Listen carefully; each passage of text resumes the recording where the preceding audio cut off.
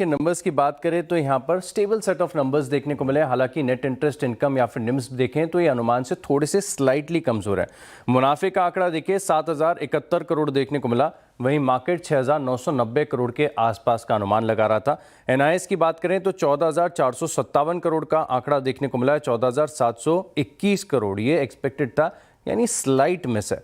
बाकी अगर आप एनआई देखें तो यहाँ पर पिछले साल के मुकाबले 5% की बढ़त देखने को मिली और इस बार बैंकों के ज़्यादातर बैंकों के नतीजों में आप देखेंगे कि असेट क्वालिटी में ठीक ठाक इंप्रूवमेंट है। सीक्वेंशियल तौर पर जो जीएनपीएज हैं ये 1.4% से घटकर 1.23% हो गए।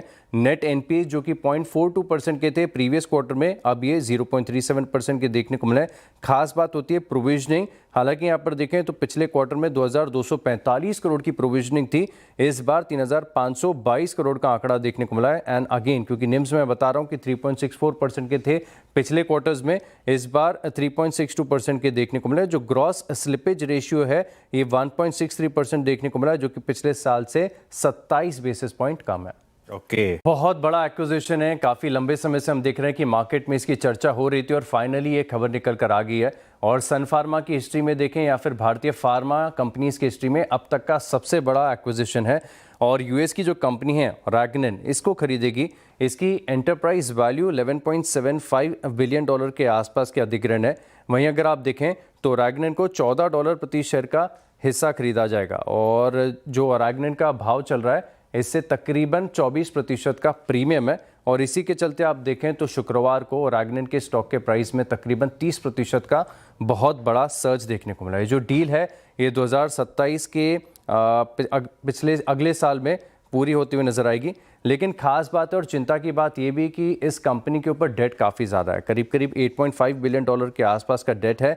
लेकिन विमेंस हेल्थ और इस स्पेशलिटी सेगमेंट में पकड़ भी बहुत अच्छी है और इस एक्विजिशन के साथ सन फार्मा की बायोसिमिलर स्पेस में एंट्री भी देखने को मिलेगी। अभी कॉन्कॉल शायद अभी भी चल रहा है, काफ़ी लंबा है और यहाँ पर मैनेजमेंट बता रहा है कि जो कंबाइंड एबिटा है ये करीब 2.3 गुना डेट के आसपास का डील यहाँ पर ये की गई है। और डील के पूरा करने के लिए बहुत बड़ा डेट की फंडिंग की आवश्यकता होगी। हालांकि सन फार्मा कह रहा है कि प्रायोरिटी रहेगी कि इस एक्विजिशन के बाद जल्द से जल्द इस डेट को रीपे किया जाएगा और कंपनी के पास तकरीबन आप देखें तो $3.1 बिलियन के आसपास की नकदी मौजूद है।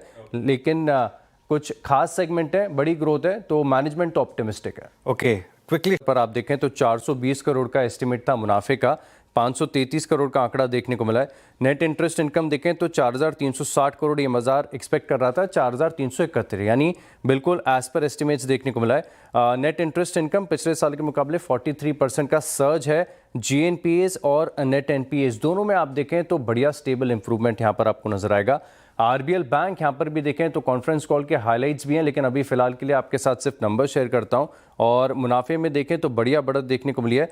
नेट इंटरेस्ट इनकम 7% की बढ़त है यहाँ पर। अदर इनकम देखें तो इस क्वार्टर के दौरान बिल्कुल स्टेबल देखने को मिली है, लेकिन नेट एनपीएस और खासतौर पर जीएनपीएस दोनों में सीक्वेंशियल तौर पर काफ़ी बढ़िया इंप्रूवमेंट है।